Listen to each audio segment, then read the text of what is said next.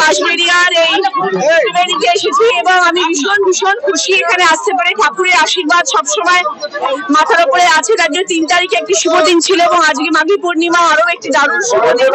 এই দুটো দিনই আমি গঙ্গায় আসতে পারলাম এবং গঙ্গা মাকে প্রণাম করতে পারলাম, গঙ্গার জল মাথায় নিতে পারলাম, এত মানুষকে আনন্দ দিতে পারলাম। প্রচুর মানুষের ঢল এখানে আপনারা সবাই দেখতেই পাচ্ছেন, পরিমাণে ভিড় এখানে একদম। কিন্তু তারপরেও আমি এখানে এসে আসতে পেরেছিলাম, সবাই খুশি হয়েছে, এটাই সবথেকে বড় কথা। খুবই ভালো, খুবই ভালো, খুবই ভালো ব্যবস্থাপনা এবং সবকিছু ভীষণ সিস্টেমেটাইজ হয়েছে। সুন্দর করে লাইন দিয়ে সবাই যাচ্ছে, খুবই ভালো।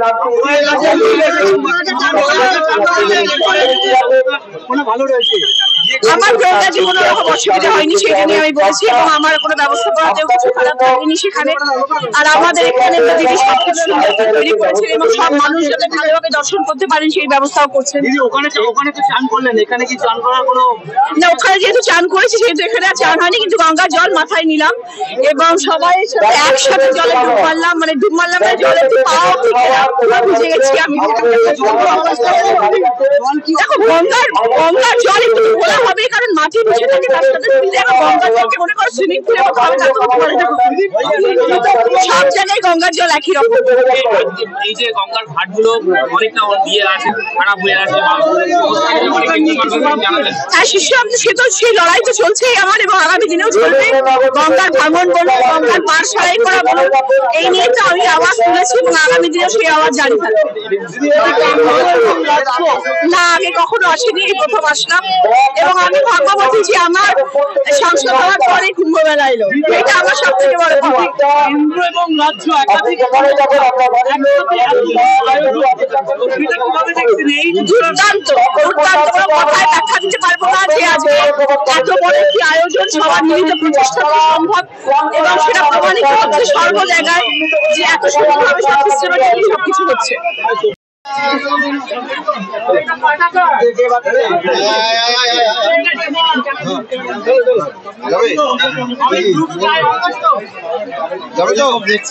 দারুণ লাগছে, প্রয়াগরাজেও দেখে এলাম, দুর্দান্ত ব্যাপার, এখানেও দুর্দান্ত।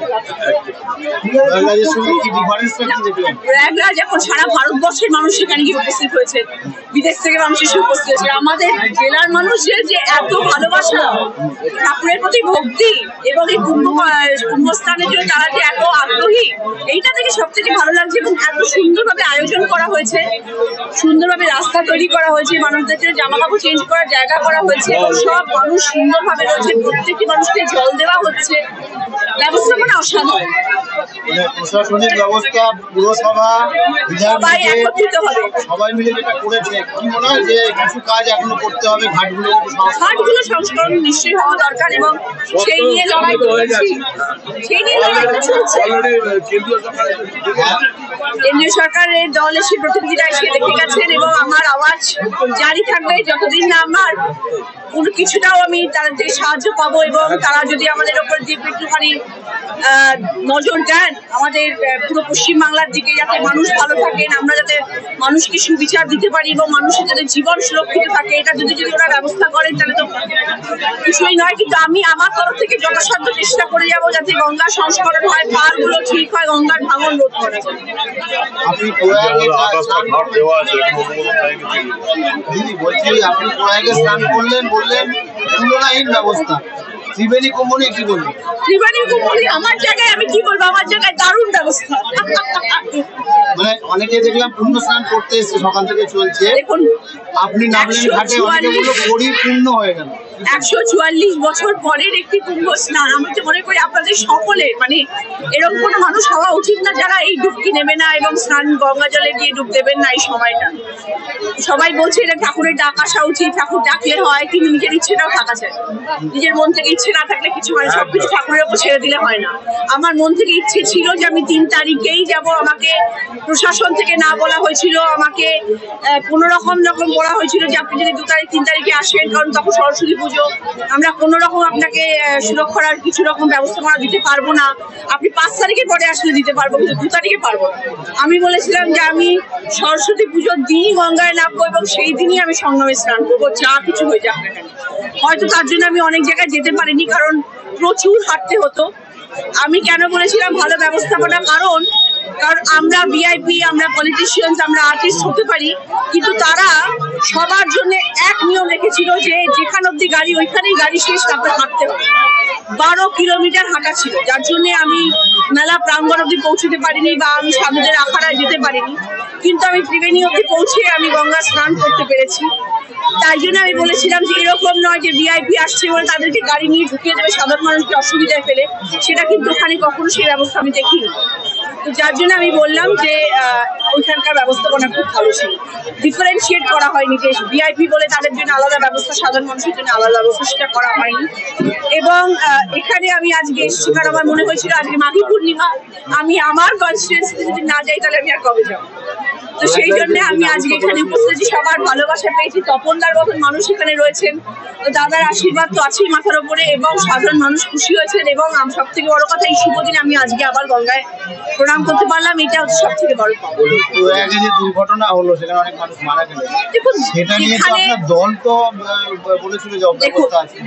দেখুন সেই দিনকে যখন এই ঘটনা ঘটেছিল তখন হয়তো ব্যবস্থাপনার দিক দিয়ে কিছু মাত্র ত্রুটি ছিল, যার জন্য এটা ঘটেছে, এবং সেটা হওয়ার পরে হয়তো ওখানকার গভর্নমেন্ট আরো বেশি তৎপর হয়ে গেছে, যার জন্য এত নিয়ম কানুন নিয়মাল বর্তিতা সবকিছু লাগু হয়েছে। হয়তো সেই সময় কিছু একটা ঘাটতি ছিল, কিন্তু আমি সেই সময় মজুদ ছিলাম না। আমি যে সময়টা দেখেছি আমার সেই সময় মনে হয়েছে ঠিক ছিল, কিন্তু তার আগে হয়তো দেখুন যেখানে কোটি কোটি লোক, আপনারা আজকেও দেখতে পাচ্ছেন কত মানুষের ঢল, এখানে তো প্রতি মানুষ এখানে লাখ লাখ মানুষ আছে, হাজারে হাজারে মানুষ রয়েছে। একজন মানুষ যদি একটু দৌড়াতে শুরু করে তখন বুঝতে পারছেন কি হতে পারে এই জায়গাটার অবস্থা। তো সেরকম ভাবে যখন যেখানে কোটি কোটি মানুষ উপস্থিত, সেখানে যদি কিছু মাত্র এদিক ওদিক হয়ে যায় তো ন্যাচারালি সেখানে একটা অঘটন ঘটে গেছে। তবে হ্যাঁ, সেই সময় হয়তো প্রশাসন তৎপর থাকলে, হয়তো ব্যবস্থাপনা আরো বেশি ঠিকঠাক থাকলে হয়তো এই ঘটনাটা ঘটতো না। সেটা ভীষণই রকম দুর্ভাগ্যজনক একটি ঘটনা ঘটেছে। বাট আগামী দিনে আমার মনে হয় তারপর থেকে তারা যথেষ্ট সতর্ক হয়েছেন এবং এখন তো ব্যবস্থাপনা ঠিক আছে। ওটাও একটা কপি পাওনা হয়ে গেছে, দাদা গুরুজির সাথে দেখা হয়ে গেছে। আজকে জলে ডুবকি মারা উচিত, জামা নিয়ে এসছো সাথে? ডবল পূর্ণ লাভ, মানুষের ভালোবাসা আর কিছু। পোশাকের ভ্যারিয়েশন বলছে ওখানে গেরুয়া ছিল, এখানে সবুজ, এখানে আজকে বুধবার বলে সবুজ। আমি কালার থেরাপি করি, আমি বুধবার বলে আজ সবুজ। এটা কোইন্সিডেন্স হয়ে গেছে। কালার থেরাপি করে? কালার থেরাপি যেদিনে যে রংটা পরা উচিত সেই দিন সেই রং এলো বলে মানুষ একটা এক্সট্রা পাওনা পেল, মানে বললো একদম পরিপূর্ণ হবে। 100% করে দিতে হবে। ঠিক আছে, ঠিক আছে।